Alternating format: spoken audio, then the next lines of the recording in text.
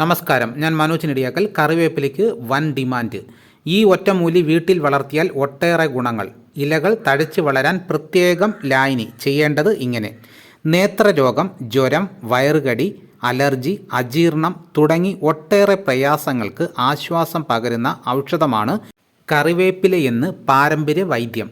മുടി തഴച്ച് വളരാനും എണ്ണക്കറപ്പിന് 7 അഴക് കൈവരാനും കറിവേപ്പിലയിട്ട കാച്ചിയ എണ്ണ ഫലപ്രദമെന്ന് കേൾക്കാത്തവരും അത് ശീലിക്കാത്തവരുമായ പഴമക്കാർ കുറയും. തലമുടി കൊഴിയുന്നത് തടയാൻ കറിവേപ്പിലയും കറ്റാർ വാഴയും മൈലാഞ്ചിയും ചേർത്ത് എണ്ണ കാച്ചി ഉപയോഗിക്കുന്ന പതിവുണ്ടായിരുന്നു. ഉദര രോഗമുള്ളവർ കറിവേപ്പിലയിട്ട് വെന്ത വെള്ളം കുടിക്കുന്നതായിരുന്നു മറ്റൊരു ശീലം. വൈറ്റമിൻ എ ഏറെയുള്ള കറിവേപ്പില ഭക്ഷണത്തിൻ്റെ ഭാഗമാക്കുന്നത് കണ്ണിൻ്റെ ആരോഗ്യത്തിന് ഗുണകരമാണ്. എന്നാൽ വിപണിയിൽ നിന്ന് വാങ്ങുന്ന മറുനാടൻ കറിവേപ്പില ഉപയോഗിക്കുമ്പോൾ മേൽപ്പറഞ്ഞ ഫലങ്ങളൊന്നും ഉണ്ടായെന്ന് വരില്ല. മാത്രമല്ല, വിരുദ്ധ ഫലങ്ങൾക്ക് സാധ്യതയുമുണ്ട്. കാരണം അയൽനാട്ടിൽ നിന്ന് വരുന്ന പച്ചക്കറികളിൽ ഏറ്റവും കൂടുതൽ വിഷാംശം തെളിഞ്ഞത് കറിവേപ്പിലയിൽ തന്നെ. അതുകൊണ്ട് എത്രയും വേഗം അടുക്കളത്തോട്ടത്തിൽ 1-2 കറിവേപ്പില തൈ നട്ടു വളർത്തുക.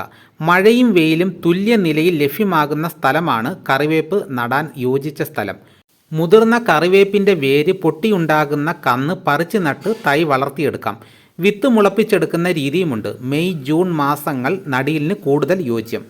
നടീൽ രീതി: 1.5 x 1.5 x 1.5 അടി അളവിൽ കുഴിയെടുത്ത് കുമ്മായം വിതറി ഒരാഴ്ച ഇട്ട ശേഷം ചാണകപ്പൊടി, എല്ലുപൊടി, വേപ്പിൻ പിണ്ണാക്ക് എന്നിവ അടിവളമാക്കി തൈ നടാം.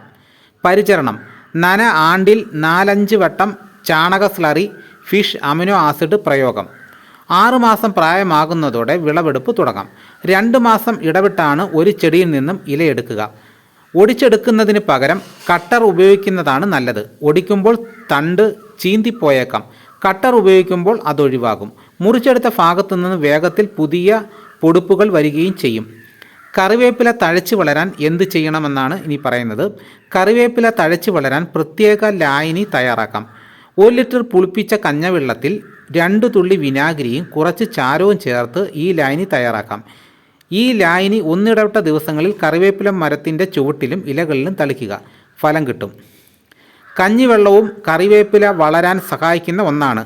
കഞ്ഞിവെള്ളത്തിൽ അടുക്കള വേസ്റ്റുകളും കേടുവന്ന പച്ചക്കറികളും തേയില വേസ്റ്റുമൊക്കെ ഇതിൽ ചേർത്ത് ലായനി തയ്യാറാക്കി തളിക്കാം. എത്രത്തോളം കഞ്ഞിവെള്ളം എടുക്കുന്നത് അത്രത്തോളം വെള്ളവും എടുത്താണ് ലായനി തയ്യാറാക്കേണ്ടത്. ഈ ലായനി ഇലകളിലും തളിക്കാം. ഓർക്കുക, ആദ്യത്തെ 8 മാസം ഇലകൾ പറിക്കാതിരിക്കുക. അപ്പോൾ ഇത്രയേറെ കാര്യങ്ങൾ ചെയ്താൽ മതി. ഇതോടുകൂടി വീഡിയോ ഇവിടെ പൂർണ്ണമാകുന്നു.